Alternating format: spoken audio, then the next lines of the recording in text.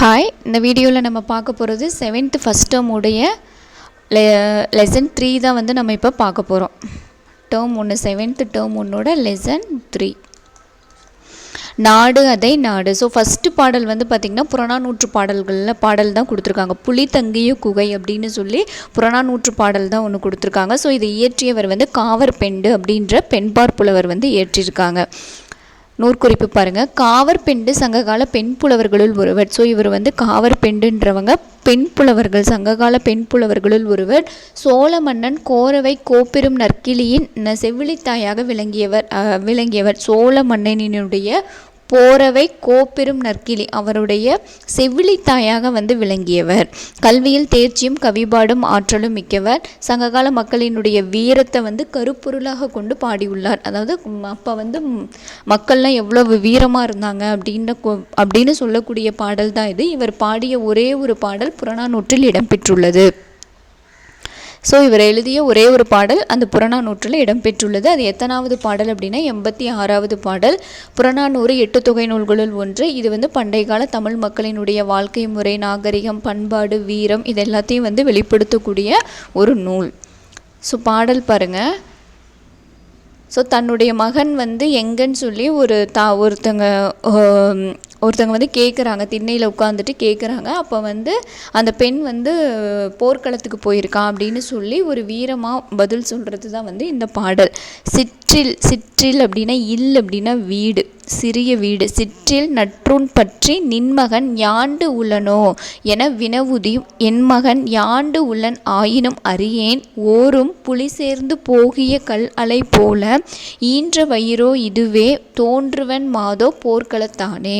அதாவது என்னோட வீட்டில் சின்ன தூணை வந்து பற்றி கொண்டு, அதாவது தூணை வந்து பிடிச்சிட்டு என்னுடைய மகன் வந்து எங்கே, நின்மகன் என்னுடைய மகன் எங்கே அப்படின்னு சொல்லி அந்த பெண் வந்து கேட்குறாங்க. அப்போது என் மகன் யாண்டு உள்ளன் ஆயினும் அறியேன், அவன் எங்கே இருக்கிறான்றது இப்போ இவங்க சொல்கிறாங்க, என்னுடைய மகன் எங்கே இருக்கிறான்றது எனக்கு தெரியாது. ஓரும் புலி சேர்ந்து போகிய கல் அலை போல, புலி வந்து தங்கிய குகையில் வந்து புலி தங்கிட்டு போன மாதிரியான அவன் தங்கிய அந்த வயிறானது என்கிட்ட இருக்குது. அதாவது அந்த பெண் வந்து சுமந்த அந்த வயிறை வந்து சொல்கிறாங்க. குகை போல், அந்த புலி தங்கி சென்ற குகை போல் அவனை பெற்ற வயிறு வந்து இங்கே இருக்குது. அவன் வந்து போர்க்களத்துக்கு தான் தோன்றவன் மாதோ போர்க்களத்தான, அவன் வந்து போர்க்களத்துக்கு தான் போயிருப்பான் அப்படின்னு சொல்லி இந்த பெண் வந்து பதில் சொல்கிறாங்க. அதுதான். ஸோ இது வந்து புறநானூற்று பாடல்ங்கிறதுனால ஏதாவது லைன்ஸ் கொடுத்து கேட்குறதுக்கு நிறைய சான்ஸ் இருக்குது. அதனால் ரொம்ப ரொம்ப இம்பார்ட்டன்ட். இந்த லைனை படிச்சுட்டு அதுக்கு அர்த்தம் நமக்கு தெரியுதான்னு பாருங்கள். புலி சேர்ந்து போகிய கல்லலை போல ஈன்ற வயிறோ இதுவே கொடுக்கலாம். அப்போ புலி சேர்ந்து போகிய கல்லலை, அலைனா வந்து குகை. ஸோ வந்து குகையில் புலி எப்படி குகையில் இருந்து போனுச்சோ அது மாதிரி அவன் தங்கிய வயிறானது என்கிட்ட இருக்கா, அவன் வந்து போர்க்களத்துக்கு போயிருப்பான் அப்படின்னு சொல்லி அந்த பெண் வந்து பதில் சொல்கிறாங்க. சிற்றில் அப்படின்னா சிறு வீடு, அப்படின்னா வீடுன்னு அர்த்தம். அலை அப்படின்னா குகை, கல் அலை அப்படின்னா கற்குகை. யாண்டு எங்கே, ஈன்ற வயிறு அப்படின்னா பெற்றெடுத்த வயிறு. ஸோ இதை வந்து ஒரு தடவை ரீட் அவுட் பண்ணிக்கோங்க. சால்புடைய பெண் ஒருத்தி புலவரின் வீட்டிற்கு சென்று, அன்னையே உன் மகன் எங்கு உள்ளான் என்று கேட்டாள். சிறு அளவினான எம் வீட்டின் தூணை பற்றி கொண்டு ஏதும் அறியாதவள் போல் நீ உன் மகன் எங்கே என்று என்னை கேட்கிறார். அதாவது உனக்கு எதுவுமே தெரியாத மாதிரி நீ வந்து உன்னோட மகன் எங்கே அப்படின்னு சொல்லி நீ என்னை கேட்குற. அவன் எங்குள்ளான் என்று எனக்கு தெரியவில்லை. ஆயினும் புலி தங்கி சென்ற குகை போல அவனை பெற்றெடுத்த வயிறு என்னிடம் உள்ளது. ஸோ அவனை பெற்றெடுத்த வயிறு புலி தங்கிய குகை மாதிரி அவனை பெற்றெடுத்த வயிறு என்கிட்ட இருக்கு. அவன் இங்கில்லை எனில் போர்க்களத்தில் இருக்கக்கூடும். அவன் வந்து இங்கே இல்லை அப்படின்னா அவன் எங்கே இருக்க போகிறான், போர்க்களத்திற்கு தான் இருப்பான் அப்படின்னு சொல்லி போய் காண்பாயாக, அவனை பார்க்கணுன்னா நீ அங்கே போய் பாரு அப்படின்னு சொல்லி புலவர் வந்து பதிலளிக்கிறாங்க. யாண்டு அப்படின்னா எங்கு.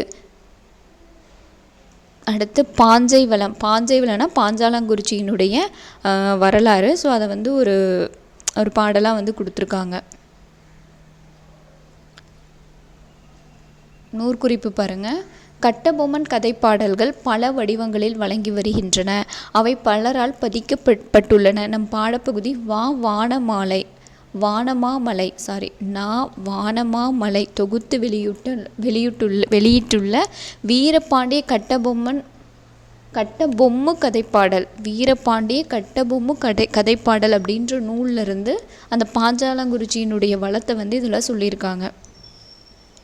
பாடல் பாருங்க. சுத்த வீரன் சூரன் கட்ட பொமுதுரை துலங்கும் பாஞ்சை வளங்கள் சொல்வேன். சுத்த வீரன்னா வந்து குற்றமற்ற வீரன். சூரன் அப்படின்னா வீரன், குற்றமற்ற அந்த வீரனாகிய கட்டபொம்மன் ஆட்சி செய்யக்கூடிய துலங்கும்னா ஆட்சி செய்யக்கூடிய பாஞ்சை வளங்கள், பாஞ்சாலங்குறிச்சியினுடைய வளங்களை நான் சொல்கிறேன். நாட்டு வளங்களை சொல்லுகிறேன், அவனுடைய நாட்டு வளங்களையும் நான் வந்து சொல்கிறேன்.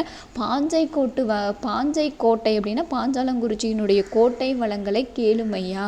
ஸோ அந்த கோட்டை வளத்தை வந்து நீங்கள் கேளுங்க. கோட்டைகள் எல்லாம் சுத்து கோட்டைகளாம். கோட்டைகளை சுற்றி வந்து கோட்டைகள் வந்து எப்படி இருக்கும் அப்படின்னா பல சுற்றுகளாக இருக்கும். பல சுற்றுகள் நிரம்பிய கோட்டைகளாக வந்து அவங்க இருக்கும். அதாவது சுத்து கோட்டைகள் அப்படின்னா பல சுற்றுகள் அமைந்த கோட்டைகளாக இருக்கும். மதில் கோட்டைகள் தான் கெட்டி வேலைகளாம். அதாவது மதில் சூழ்ந்த மதில்லாம் இருக்கக்கூடிய கோட்டைகள் தான் வந்து அது வந்து ரொம்ப கெட்டினா ரொம்ப திடமாக கட்டியிருக்கக்கூடிய மதில் சுவர்களால் ஆனது தான் வந்து அந்த பாஞ்சாலங்குறிச்சியினுடைய கோட்டை.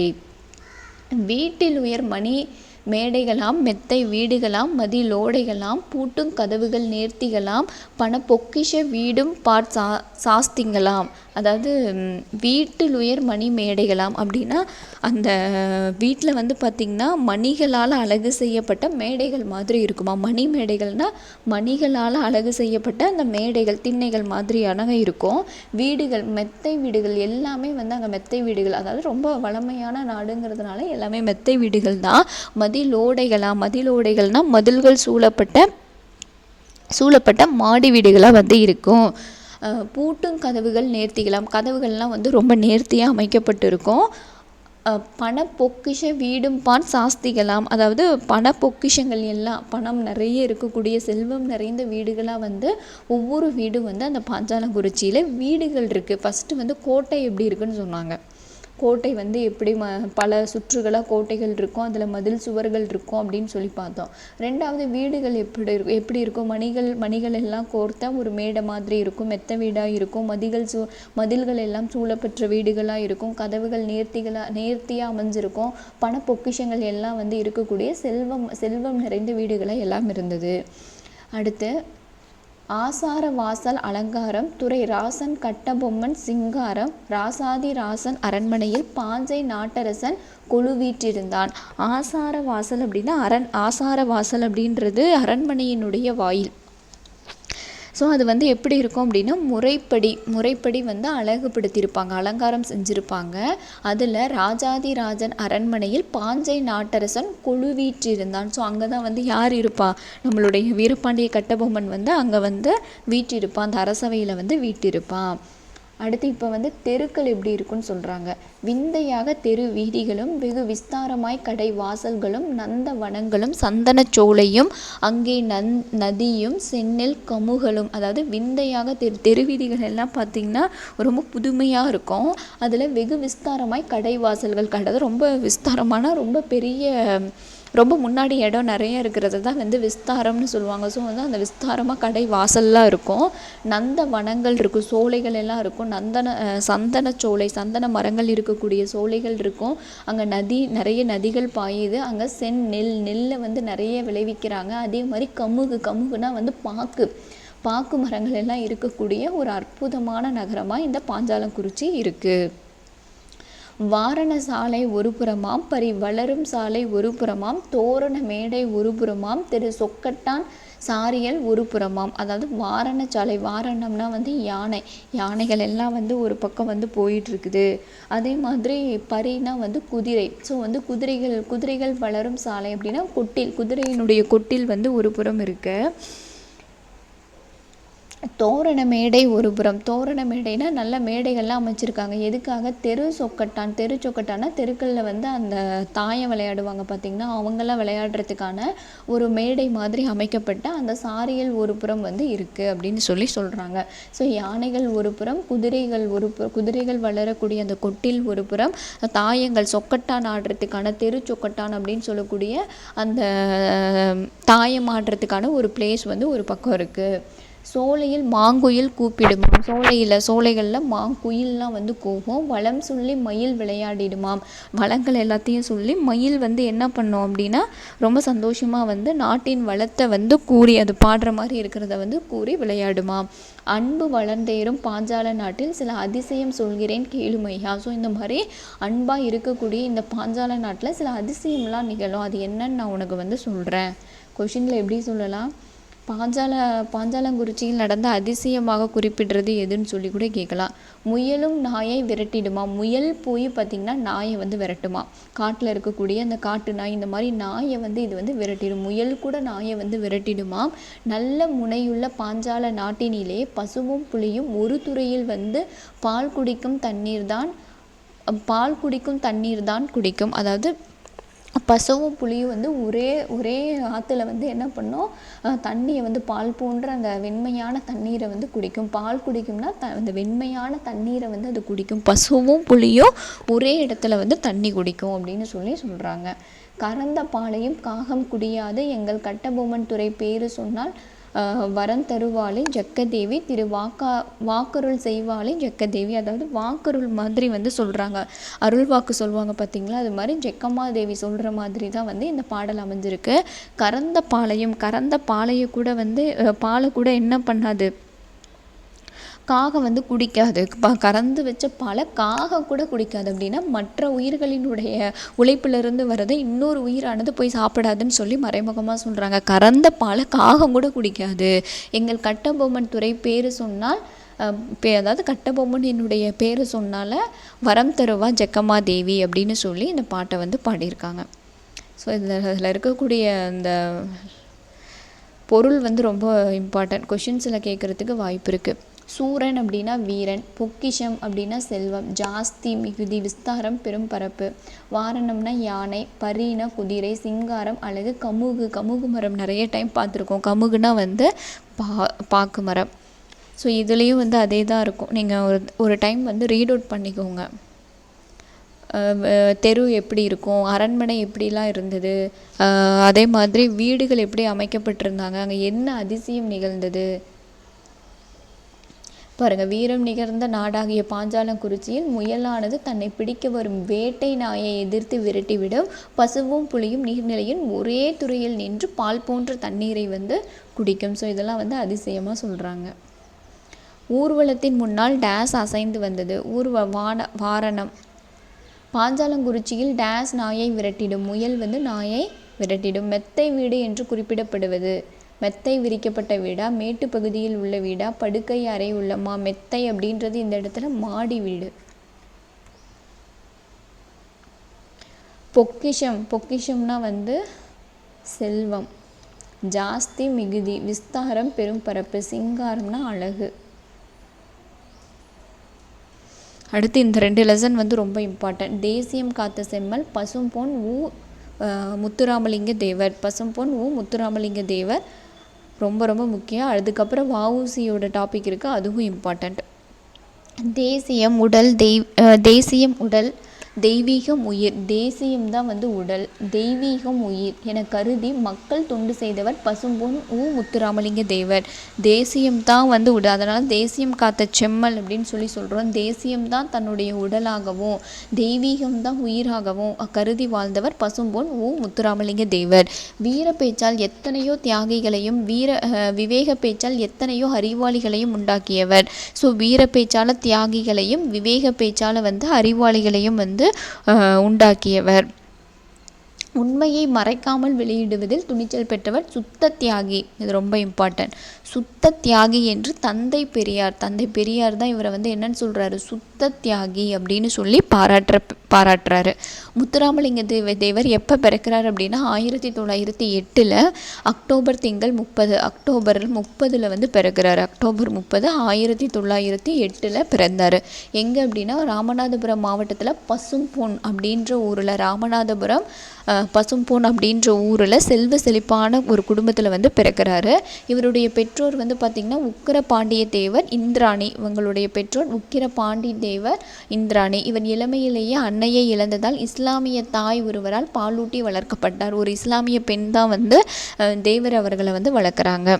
தன்னுடைய தொடக்க கல்வியை வந்து பார்த்திங்கன்னா கமுதியில் வந்து படிக்கிறாரு. தொடக்க கல்வியை கமுதியிலையும், உயர்நிலை கல்வியை வந்து மதுரை பசுமலை பள்ளியிலும் ராமநாதபுரத்திலும் பயின்றார். ஸோ வந்து தொடக்க கல்வி கமுதியில், உயர்நிலை பள்ளி மதுரை பசுமலை பள்ளியிலையும் ராமநாதபுரத்துலேயும் பயின்றார். இவர் வந்து பிளேக் நோயால் பாதிக்கப்பட்டதுனால படிப்பை பாதியிலே கொஷின் கேட்கலாம். பசும்பொன் முத்துராமலிங்க தேவருக்கு எந்த நோயால் சிறு வயதில் என் நோயால் பாதிக்கப்பட்டார்னு கேட்கலாம். ஸோ ஃப்ளேக் நோயால் வந்து பாதிக்கப்பட்டு படிப்பை நிறுத்திடுறாரு. அதுக்கப்புறம் வந்து தானாகவே நூல்கள் எல்லாம் படித்து தன்னுடைய அறிவை வந்து வளர்த்துக்கிட்டாரு. முத்துராமலிங்க தேவர் பாருங்கள், தமிழ் ஆங்கிலம் 2 மொழிகளிலும் வந்து சொற்பொழிவாற்றும் திறன் பெற்றவர். நல்லா வந்து சொற்பொழிவாற்றுவார். தமிழ் ஆங்கிலம் ஆகிய 2 மொழிகளிலும் சொற்பொழிவாற்றும் திறன் பெற்றவர். சிலம்பம், குதிரை ஏற்றம், துப்பாக்கி சுடுதல், ஜோதிடம், மருத்துவம் போன்ற பல துறைகளிலும் ஆற்றல் உடையவராக விளங்கினார். ஸோ சிலம்பம், குதிரை ஏற்றம், துப்பாக்கி சுடுறது, ஜோதிடம், மருத்துவம், இதெல்லாம் பல துறைகள். இளமையிலேயே வந்து அவருக்கு பார்த்திங்கன்னா அரசியல் ஆர்வம் இருக்குது. முத்துராமலிங்க தேவர் இந்திய விடுதலை போராட்டத்தில் தீவிரமாக பங்கேற்றினார். தமது பேச்சாற்றலால் ஆங்கில ஆட்சிக்கு எதிராக மக்களிடம் பெரும் எழுச்சியை ஏற்படுத்தினார். மேடைகளில் அவர் ஆற்றிய வீர உரையை கேட்ட மக்கள் ஆங்கில ஆட்சிக்கு எதிராக வீறு கொண்டு எழுந்தனர். ஸோ இவருடைய சொற்பொழிவுகளை வந்து கேட்டு மக்களுக்கெல்லாம் ஒரு துணிச்சல் வருது, ஏதாவது பண்ணணும் அப்படின்னு சொல்லி துணிச்சல் வருது. அந்த அளவுக்கு வந்து நல்ல வந்து சொற்பொழிவாற்றும் திறன் பெற்றவர். ஆங்கில அரசு வந்து இவரை வந்து பல முறை கைது செய்துள்ளது. மேலும் வாய்ப்பூட்டு சட்டம் நிறைய வந்து பார்த்திங்கன்னா மாட்டியிருப்பார். ஸோ அதெல்லாம் எழுதி வச்சுக்கோங்க ஹிண்டில்.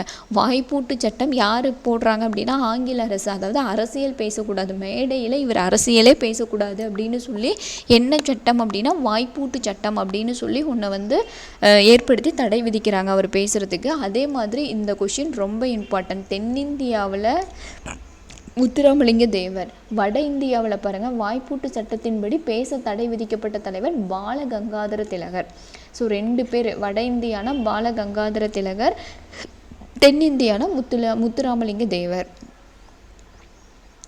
இவரது விடுதலை வேட்கையை அறிந்த திருவி கல்யாண சுந்தரனார். ஸோ திருவிக்கா அவர்கள் தான் வந்து இவர் என்னன்னு சொல்கிறாங்க, தேசியம் காத்த செம்மல். ஸோ இதை கேட்டுட்டு தேசியம் காத்த செம்மல் அப்படின்னு சொல்லி பாராட்டி உள்ளார். திருவிக்கா யார் புகழ்ந்தாங்கன்னு கேட்பாங்க. நம்ம தேசியம் காத்த செம்மல் யாருன்னு கேட்டால் நம்ம ஈஸியாக எழுதிடுவோம். ஆனால் அப்படி பாராட்டினவங்க யார் அப்படின்னா கல்யாண சுந்தரனார். ஸோ இதுக்கு முன்னாடி நம்ம என்ன பார்த்தோம், ஒரு லைன் பார்த்தோம் பாருங்கள்.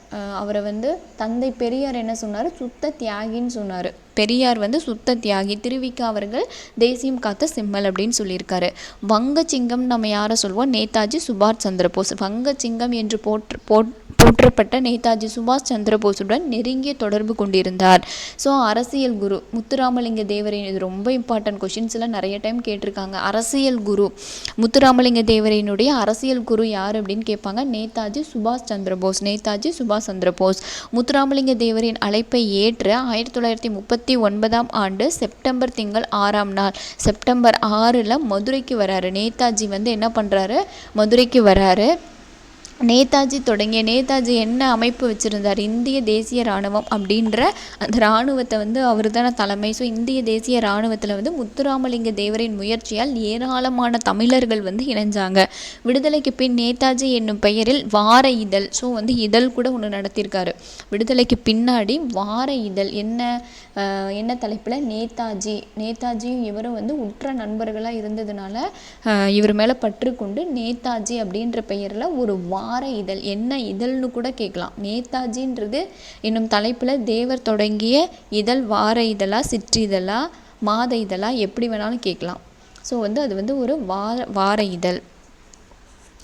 தமது பேச்சாற்றலால் அனைவரையும் கவர்ந்தவர் முத்துராமலிங்க தேவர். அவர் முதலில் இந்த கொஷின் ரொம்ப இம்பார்ட்டன்ட், முதல்ல சாயல்குடி அப்படின்ற ஊரில் விவேகானந்தரின் பெருமை எனும் தலைப்பில் 3 மணி நேரம் உரையாற்றினார். ஃபஸ்ட்டு அவருடைய உரை வந்து பார்த்திங்கன்னா 3 மணி நேரம். விவேகானந்தரினுடைய பெருமை அப்படின்ற தலைப்பில் 3 மணி நேரம் சாயல்குடி அப்படின்ற ஊரில் ஃபஸ்ட்டு டைம் பேசுகிறாரு. அந்த கூட்டத்தில் யார் இருக்காங்க, காமராசரும் வந்து இருக்கார். இது போன்ற ஒரு பேச்சை இதுவரை நான் கேட்டதில்லை. முத்துராமலிங்க தேவரின் வீரமிக்க பேச்சு விடுதலை போருக்கு மிகவும் உதவும் என்று காமராசர் மகிழ்ந்தார். ஸோ இந்த லைன்ஸ் எல்லாம் கொடுத்துட்டு இது யார் கூறுனாங்க, யாரை பார்த்து சொன்னாங்க அப்படின்னு சொல்லி கேட்கலாம். ஸோ வந்து இந்த மாதிரி ஒரு பேச்சை கேட்டதில்லை. முத்துராமலிங்க தேவரினுடைய வீரமிக்க பேச்சு விடுதலை போருக்கு மிகவும் உதவும் அப்படின்னு சொல்லி சொன்னவர் யார் அப்படின்னா காமராசர். பசும்பொன்னில் உள்ள முத்துராமலிங்க தேவர் நினைவிடத்தில், பசும்பொன் அப்படின்ற ஊரில் தான் பிறந்தார், அங்கே தான் அவருடைய நினைவிடமும் வச்சுருக்காங்க. அவர் தோன்றி மறைந்த அக்டோபர் 30ஆம் நாள் பாருங்கள், அக்டோபர் 30ஆம் நாளில் பிறந்த அதே நாள்லேயே இறந்திருக்காரு. ஆண்டுதோறும் தமிழக அரசின் சார்பில் அரசு விழா எடுக்கப்பட்டுள்ளது. தமிழக சட்டமன்றத்தில் அவரது திருவுருவப்படம், ஸோ தமிழக சட்டமன்றத்தில் வந்து பார்த்திங்கன்னா அவருடைய உருவப்படம் இருக்குது. சென்னையில் சிலை வச்சுருக்காங்க. இந்திய நாடாளுமன்ற வளாகத்தில், ஸோ வந்து பார்லிமெண்ட்டில் கூட வந்து பார்த்திங்கன்னா சிலை வைக்கப்பட்டுள்ளது. இந்திய அரசால் 1995 தபால் தலை கூட வெளியிட்டிருக்காங்க. தென்னாட்டு சிங்கம் என்று தேவரை சொல்லுகிறார்களே, அது சால பொருந்தும் என அவரது தோற்றத்தை பார்த்த உடனேயே நினைத்தேன். அவர் பேச தொடங்கியதும் சிங்கத்தின் முழக்கம் போலவே இருந்தது என்று அறிஞர் அண்ணா, ஸோ அடுத்த அறிஞர் அண்ணா வந்து இதை வந்து சொல்லியிருக்காரு. முன்னாடி நம்ம வந்து அந்த சொற்பொழிவு சொன்னது காமராசர். பாருங்கள், தென்னாட்டு சிங்கம் என்று தேவரை, தென்னாட்டு சிங்கம் யாருன்னு கேட்கலாம். தென்னாட்டு சிங்கம் முத்துராமலிங்க தேவர் தான். தென்னாட்டு சிங்கம் என்று தேவரை சொல்லுகிறார்களே, அது சால பொருந்தும் என அவரது தோற்றத்தை பார்த்த உடனேயே நினைத்தேன். அவர் பேச தொடங்கியதும் சிங்கத்தின் முழக்கம் போலவே இருந்தது அப்படின்னு கூறியவர் அறிஞர் அண்ணா தான் வந்து புகழ்ந்துள்ளார்.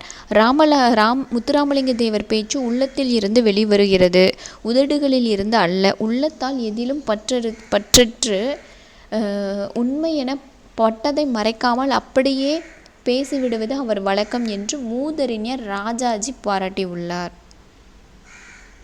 இங்கே சொன்னது அண்ணா வந்து சொல்கிறாரு. 2 பேர் வந்து இந்த சென்டென்ஸில் கொடுக்கறது அண்ணா ஒன்று சொல்லியிருக்காரு, ராஜாஜி முன்னாடி வந்து சொற்பொழிவில் சொன்னது வந்து காமராசர் அவர்கள். பாருங்கள், முத்துராமலிங்க தேவர் பேச்சு உள்ளத்தில் இருந்து வெளிவருகிறது, உதடுகளில் இருந்து இல்லை. உள்ளத்தால் எதிலும் பற்றற்று உண்மையெனப்பட்டதை மறைக்காமல் அப்படியே பேசிவிடுவது அவர் வழக்கம் அப்படின்னு சொன்னவர் ராஜாஜி. ஸோ ரொம்ப இம்பார்ட்டன்ட்.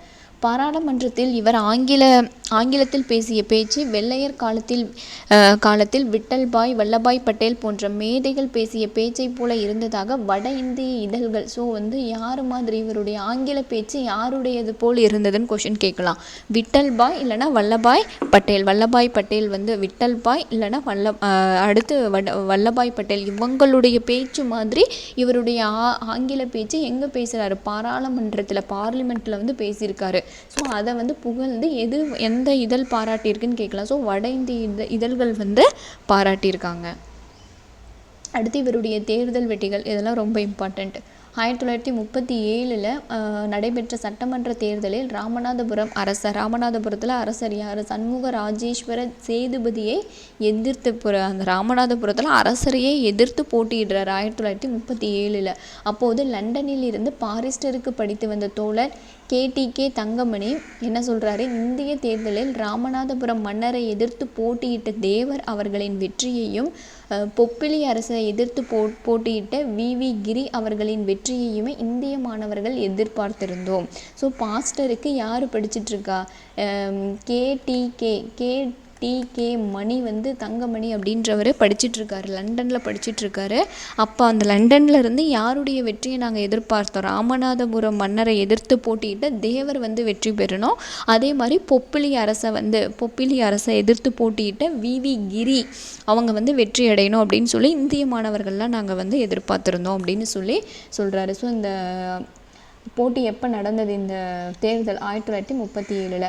அடுத்து 1946 போட்டியின்றி வெற்றி பெற்றார், போட்டியே இல்லாமல் வெற்றி பெற்றார். 1952, 57, ஸோ 5 ஆண்டுகள் வந்து கேப் வச்சுக்கோங்க. இது மட்டும் வந்து பார்த்திங்கன்னா ஒரு 10 ஆண்டுகள் வருது. இதெல்லாம் பாருங்கள், 52, 57, 5 ஆண்டுகள் நடந்த சட்டமன்றம் நாடாளுமன்ற தேர்தல்களில் போட்டியிட்டு 2லுமே வெற்றி பெற்றார். அடுத்து 62 ஆண்டுகள் போட்டு ஒவ்வொன்றுலேயும் என்னென்ன தேர்தல் நடந்தது, யாரை எதிர்த்து போட்டியிட்டார்னு எழுதி வச்சுக்கோங்க. 1962 நடைபெற்ற நாடாளுமன்ற தேர்தலில் உடல்நல குறைவு காரணமாக பரப்புரை செய்ய இயலாத போதிலும் தேர்தலில் வெற்றி பெற்றார். ஸோ வந்து எந்த ஒரு பரப்புரையுமே செய்யலை, பட் இருந்தாலும் கடைசியாகவும் அவர் வந்து வெற்றி பெற்றார்.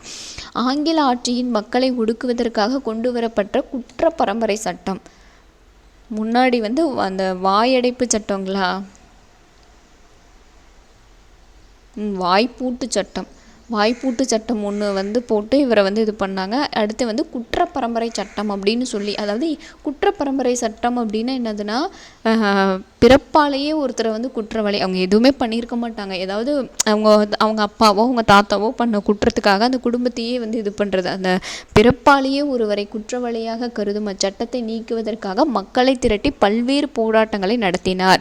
1934ஆம் ஆண்டு மே 12, 13 ஆகிய தேதிகளில் கமுதியில் குற்ற பரம்பரை சட்ட எதிர்ப்பு மாநாட்டை நடத்தினார். ஸோ எப்போ 1934 நடத்துகிறாரு. அதனோட தொடர் போராட்டம் காரணமாக 1948 அந்த சட்டம் வந்து நீக்கப்பட்டது.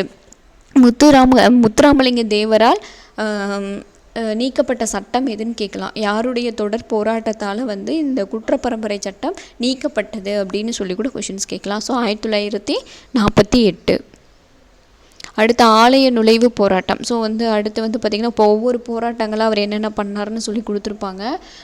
வந்து மீனாட்சி அம்மன் கோவில், மதுரை மீனாட்சி அம்மன் கோவிலுக்கு வந்து உள்ளே போகிறதுக்கு ஒரு சில பேருக்கு தடை விதிச்சிருப்பாங்க. அதை எதிர்த்து 1939 ஜூலை மாதம் 8ஆம் நாள் மதுரை வைத்தியநாத ஐயர் கோவிலில் நுழைவு போராட்டம் நடத்த திட்டமிட்டார். ஸோ வந்து மதுரையில் வைத்தியநாத ஐயர் கோவிலில் வந்து நுழைவு போராட்டம் செய்கிறாங்க. ஸோ தேவர் திருச்சுழியில் இருந்து, அதாவது அவங்களை எடுத்த அர்ச்சகர்கள் வந்து யாரும் வந்து கோயில் பணி செய்ய மாட்டான்னு சொன்னதுனால இவர் திருச்சுழியில் இருந்து அர்ச்சகர்கள் எல்லாத்தையும் வர வச்சு 2 பேரை வந்து வர வச்சு அந்த ஆலய நுழைவு போராட்டத்தை வந்து வெற்றி பெற செய்தார். முத்துராமலிங்க தேவரினுடைய சிறப்பு பெயர்கள்: தேசியம் காத்த செம்மல், வித்யா பாஸ்கர், பிரவசன கேசரி, சன்மார்க்க சண்டமாருதம், இந்து புத்த சமய மேதை. ஸோ இதெல்லாம் பாருங்கள், எல்லாமே புதுசாக தான் இருக்குது. தேசியம் காத்த செம்மல் ஒன்று தான் நமக்கு தெரியும். வித்யா பாஸ்கர், பிரவசன கேசரி, சன்மார்க்க சண்டமாருதம், இந்து புத்த சமய மேதை. ஸோ இது வந்து ஆலய நுழைவு போராட்டம். அடுத்து விவசாயிகளுக்காக வந்து பார்த்திங்கன்னா ஜமீன் விவசாயிகள் சங்கம் ஏற்படுத்தி விவசாயிகள் துயர் துடைக்க பாராட்டினார். ஸோ வந்து விவசாயிகளுக்காக ஜமீன் விவசாயிகள் சங்கம் அப்படின்னு ஒன்று வந்து ஏற்படுத்தினார். தமக்கு சொந்தமான 31 சிற்றூர்களில் இருந்த விளைநிலங்களை குத்தகைக்கு இல்லாமல் உழுபவருக்கே பங்கிட்டு கொடுத்தார். சார், யார் வந்து வேலை செஞ்சாங்களோ குத்தகைக்கு எடுத்தவங்களுக்கு கொடுக்கல, யார் வந்து உழைச்சாங்களோ அவங்களுக்கே வந்து பாதியாக பிரித்து வந்து கொடுத்துருக்காரு. ஸோ விவசாயிகளுக்காக முத்துராமலிங்க தேவர் ஏற்படுத்திய அந்த சங்கம் வந்து ஜமீன் விவசாயிகள் சங்கம்.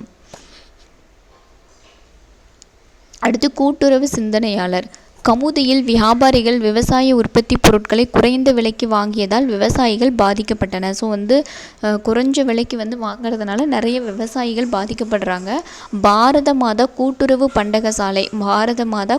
பண்டக சாலையை ஏற்படுத்தி விவசாயிகளின் விளைபொருட்களுக்கு சரியான விலை, ஸோ வந்து விவசாயிகளினுடைய பொருட்களை விற்கிறதுக்கு சரியான விலைக்காக பாரத மாதா கூட்டுறவு பண்டக சாலை அப்படின்னு ஒன்று வந்து ஏற்படுத்தினார். ஸோ அங்கே வந்து ஃபஸ்ட்டு வந்து ஜமீன் விவசாயிகள் சங்கம் அப்படின்றத ஒன்று ஏற்படுத்தி நிலங்களை பிரித்து கொடுத்தாரு. 31 சுற்றூர்களில் அவருக்கு நிலம் இருந்திருக்கு, அதை எல்லாத்தையும் பிரித்து கொடுத்தாரு. ரெண்டாவது, அந்த அவங்க விளைவிச்ச பொருட்கள் சரியான விலைக்கு போகணுங்கிறதுக்காக பாரத மாதா கூட்டுறவு பண்டக சாலையை வந்து ஏற்படுத்தினார். அடுத்து தொழிலாளர்களுக்கு வந்து பாருங்கள், 1938 அந்த காலகட்டத்தில் மதுரையில் 23 தொழிலாளர்கள் சங்கங்களின் தலைவராக 23 தொழிலாளர் சங்கத்தினுடைய தலைவர்.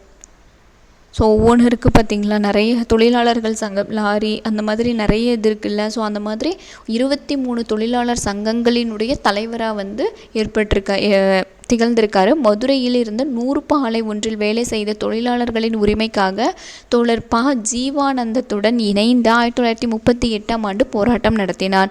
அதற்காக 7 திங்கள் சிறை தண்டனை பெற்றார். ஸோ வந்து 7 திங்கள் வந்து பார்த்திங்கன்னா 7 திங்கள்னா 7 மாதம் வந்து சிறை தண்டனை. எதற்காக பெற்றார்? 100 ஆலை ஒன்றில் வேலை செய்த தொழிலாளர்களின் உரிமைக்காக யாரு கூட? ஜீவானந்தத்துடன் வந்து போராடினார். உழவர்களின் நலனுக்காக ராஜபாளையத்தில் மிகப்பெரிய அளவிலான மாநாடு ஒன்றை நடத்தினார். ஸோ மாநாடு எங்கே? ராஜபாளையத்தில். பெண் தொழிலாளர்களுக்கு மகப்பேறு காலத்தில் ஊதியத்துடன் கூடிய விடுப்பு வேண்டும் என்று போராடினார். அடுத்து சிறைவாசம், எங்கெல்லாம் வந்து சிறையில் வந்து இருந்திருக்காரு. சுதந்திர போராட்டத்தில் மிக தீவிரமாக ஈடுபட்டதால் கைது செய்யப்பட்டு அலிப்பூர், அமராவதி, தாமோ, கல்கத்தா, சென்னை, வேலூர் ஆகிய சிறைகளில் வைக்கப்பட்டிருந்தார். ஸோ வந்து ரொம்ப தீவிரமாக எங்கெங்கே? அலிப்பூர், அமராவதி, தாமோ, கல்கத்தா, சென்னை, வேலூர். 2ஆம் உலகப் போர் சமயத்தில் மத்திய பிரதேசத்தின் தாமோ என்னும் நகரில் உள்ள இராணுவ சிறையில் அடைக்கப்பட்டு போர் முடிந்த பிறகுதான் விடுதலை செய்யப்பட்டார். ஸோ 2ஆம் உலக போர் சமயத்தில் மத்திய பிரதேசத்தில் தாமோ அப்படின்ற நகரில் இருக்கும்போது போர் முடிஞ்சதுக்கப்புறம் தான் வந்து விடுதலை செய்யப்பட்டார். பசும்பொன் முத்துராமலிங்க தேவர் இம்மண்ணில் வாழ்ந்த நாட்கள் வந்து பார்த்திங்கன்னா 20,075 நாட்கள். ஸோ மொத்தமாக அவர் வந்து பூமியில் வாழ்ந்த நாட்கள். சுதந்திர போராட்டத்திற்காக சிறையில் கழித்த நாட்கள் 4,000 நாட்களை வந்து கழிச்சிருக்காரு. தம் வாழ்நாளில் 5 ஒரு பங்கை வந்து சிறையிலே செலுத்தியிருக்காரு. தியாகச்செம்மல் முத்துராமலிங்க தேவர் 1936, 55 ஆகிய ஆண்டுகளில் 2 முறை பர்மா சென்றார். ஸோ வந்து பர்மா 2 முறை போயிருக்காரு. பர்மாவில் வந்து ஒரு அந்த புத்த பிட்ஸுன்னு சொல்லுவாங்க பார்த்தீங்களா, அவங்களாம் வரத்துக்காக பெண்கள் வந்து தன்னோட கூந்தலை வந்து நீட்டிக்கணும். ஸோ வந்து அவங்க விரித்து வச்சாங்கன்னா அதில் இவங்க நடந்து வருவாங்க. ஸோ அந்த மாதிரி இருக்கும்போது இவர் வந்து அதை ஏற்க வந்து மறுத்துடுறாரு. பர்மா போயிருந்தபோது இது பெண்களை இழிவுபடுத்துவதாக உள்ளது என்று கூறி அதனை ஏற்க மறுத்துவிட்டார். அடுத்து பொது தொண்டு இடையூறாக இருக்கும். ஸோ அவர் திருமணம் செஞ்சுக்கல. ஸோ தியாக வாழ்வு வாழ்ந்தார். அதுக்கப்புறம் விவேகானந்தரினுடைய தூதராக நேதாஜிக்கு தளபதி. இதெல்லாம் ரொம்ப இம்பார்ட்டண்ட்.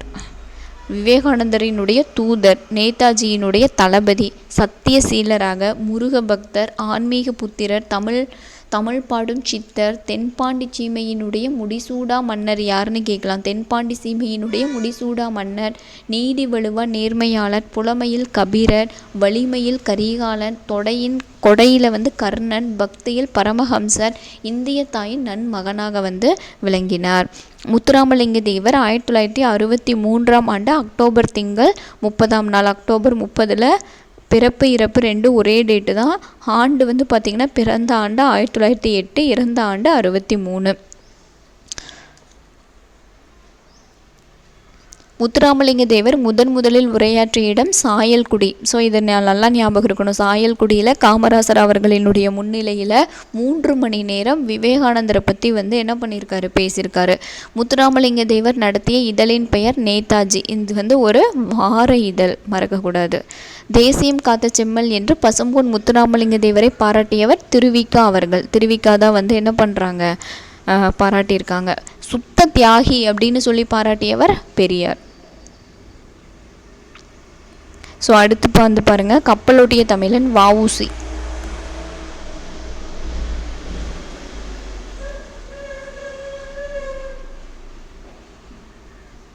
ஸோ இந்த லெசன் வந்து பார்த்திங்கன்னா வ.உ.சி. அவர்கள் பேசுகிற மாதிரி, அதாவது சிறைவாசம் தீர்ந்த பின்னர் தூத்துக்குடிக்கு திரும்பினார் சிதம்பரனார். ஒரு நாள் மாலை பொழுது துறைமுகத்தின் அருகே உலாவச் சென்றார். ஸோ வந்து சிறைவாசம் முடிஞ்சு ஒரு கடற்கரை பகுதியில் வந்து உலாவ போகும்போது அவர் பேசியிருந்தால் எப்படிலாம் பேசியிருப்பார் அப்படின்னு சொல்லி இந்த பாடல் வந்து இந்த உரைப்பகுதி வந்து அமைஞ்சிருக்கு. இதுவும் வந்து பார்த்திங்கன்னா ஒரு நூலில் இருந்து தான் வந்து இதை எடுத்திருக்காங்க.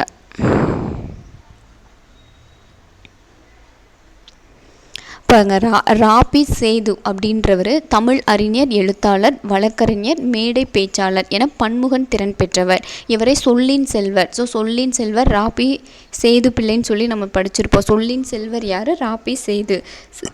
செய்யுளுக்கே உரிய எதுகை மோனை என்பவற்றை உரைநடைக்குள் கொண்டு வந்தவர் இவரே. ஸோ செய்யுளுக்குரிய எதுகை மோனை அப்படின்றத உரைநடைக்குள் கொண்டு வந்தவர் இவரே. இவரது தமிழ் இன்பம் எனும் நூலில் இந்திய அரசின் சாகித்ய அகாடமி விருது பெற்ற முதல் நூல். அதாவது தமிழ் இன்பம் இந்திய அரசின் சாகித்ய அகாடமி விருது பெற்ற முதல் நூல் எது அப்படின்னா தமிழ் இன்பம்ன்ற நூலை எழுதியவர் ராபி சேதுப்பிள்ளை. ஆற்றங்கரையினிலே, கடற்கரையினிலே, தமிழ் விருந்து, தமிழகம், ஊரும் பேரும், மேடை பேச்சு உள்ளிட்ட பல நூல்களை இவர் இயற்றியுள்ளார். வ.உ.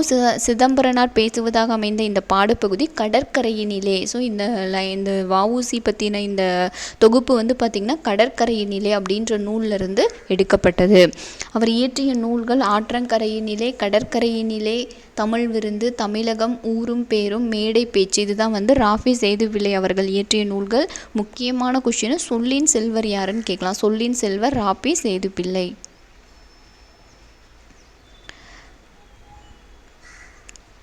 கொற்கை துறைமுகத்தில் பாண்டியனுடைய மீன்கொடி இருந்தது.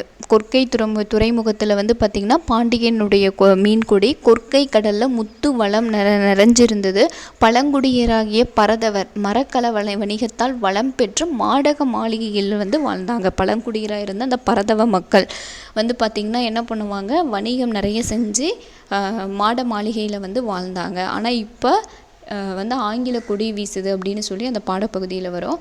பாருங்கள், வள்ளுவர் என்ன சொல்லியிருக்கார் அப்படின்னா, வசையொழிய வாழ்வாரே வாழ்வர், வசையொழிய வாழ்வாரே வாழ்வார் அப்படின்னு சொல்லி சொன்னவர் யார் அப்படின்னா வள்ளுவர். வள்ளுவரினுடைய வாய்மொழி.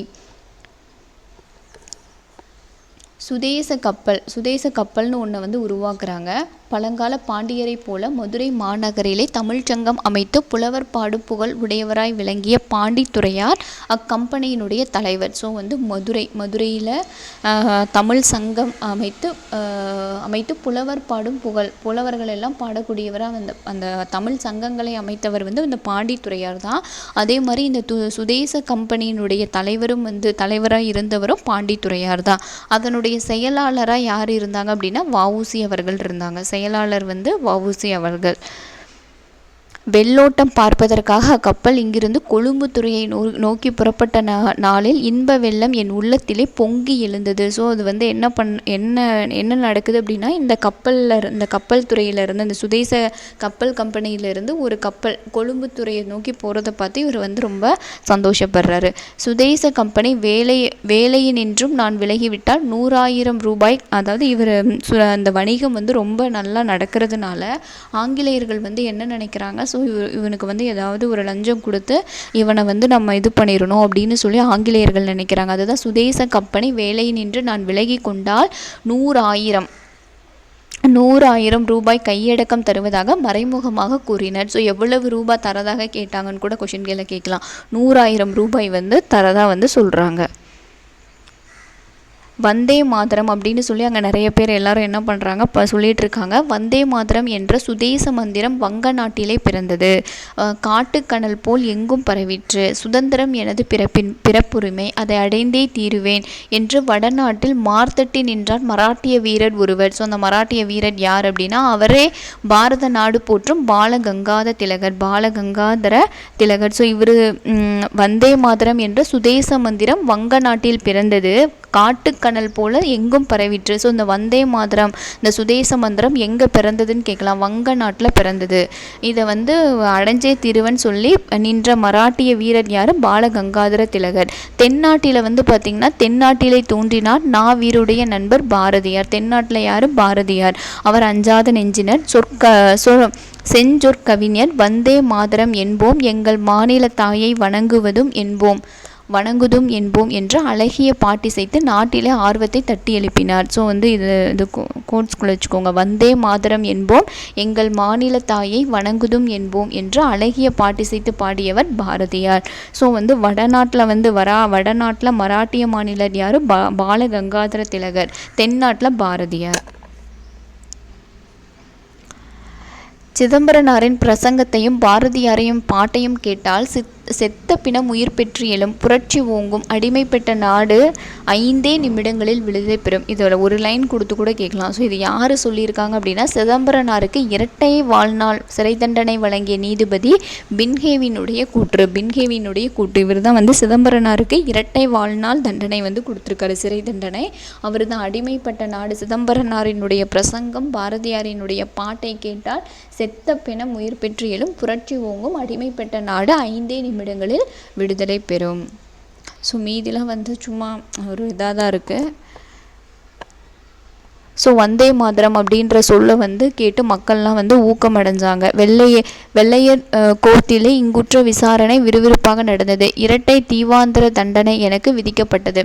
அந்த ஆங்கிலேயர்களினுடைய கோர்ட்டில் வந்து விசாரணை நடக்குது. இரட்டை தீவாந்திர தண்டனை வந்து வஉசிக்கு கொடுக்குறாங்க. அப்பீல் கோர்ட்டிலே சிறை தண்டனையாக மாற்றிற்று அத்தீர்ப்பு. 6 ஆண்டு கோவை சிறையிலும் கண்ணூர் சிறையிலும் கொடும் பணி செய்தேன். ஸோ 6 ஆண்டு காலம் எங்கே இருக்காரு? கோவையில் சிறைவாசம். அதே மாதிரி கண்ணனூர் சிறையிலையும் வந்து இருக்காரு.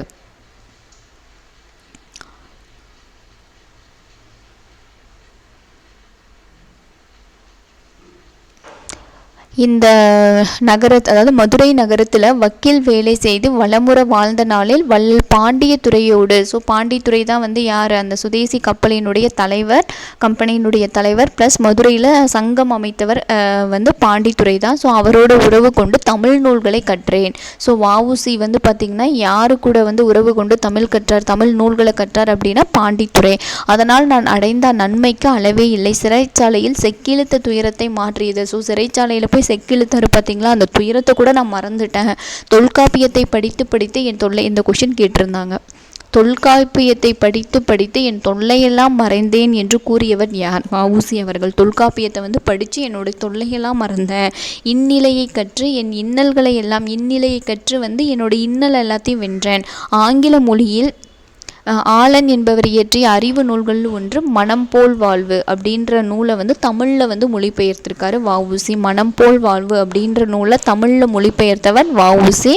ஆங்கில மொழியில் ஆலன் என்பவர் வந்து இயற்றியிருக்காரு. உயர்ந்த நூல்களில் கண்ட உண்மைகளை இளைஞரும் எளிதில் அறிந்து கொள்ளுமாறு மெய்யறிவு மெய்யறம் என்ற சிறு நூல்களை இயற்றினேன். ஸோ வந்து மெய்யறிவு மெய்யறம் இதெல்லாம் வஉசி இயற்றிய நூல்கள். இந்த நூல்கள் எல்லாத்தையும் வந்து அவர் சிறைச்சாலையில் உட்காந்துட்டு வந்து எழுதியிருக்காரு. பட்ட பாடெல்லாம் பயனற்று போயிற்றே என்று பரிதவித்தேன் என்று வருமோ நற்காலம், என்று வருமோ நற்காலம் என்று ஏங்கினேன் அப்படின்னு சொல்லி அங்கே சிறையில் உட்காந்துட்டு அவர் வந்து ஃபீல் பண்ணுறாரு. பாய காண்பது சுதந்திர வெள்ளம், பணிய காண்பது வெள்ளையர் உள்ளம் என்று நாம் பாடும் நாள் என்னாலோ என்று உருக்கமாக பேசி கடற்கரையை விட்டு அகன்றான் வீர சிதம்பரனார். ஸோ இதோட வந்து லெசன். ஸோ இதில் பாயிண்ட்ஸ் கம்மி தான். வஉசி பற்றின பாயிண்ட்ஸ் வந்து இதில் கம்மியாக தான் கொடுத்துருக்காங்க. அவர் எங்கெங்கே எந்தெந்த ஊரில் சிறையில் இருந்தார், தமிழ் நூல்கள் என்னென்ன இயற்றிருக்காரு, இது ரெண்டும் தான் வந்து இந்த லெசனில் இம்பார்ட்டன்ட். ஸோ இதோட வந்து லெசன் 3 ஓவர். ஸோ நெக்ஸ்ட்டு வீடியோவில் நம்ம அடுத்த லெசன் பார்க்கலாம். தேங்க்யூ.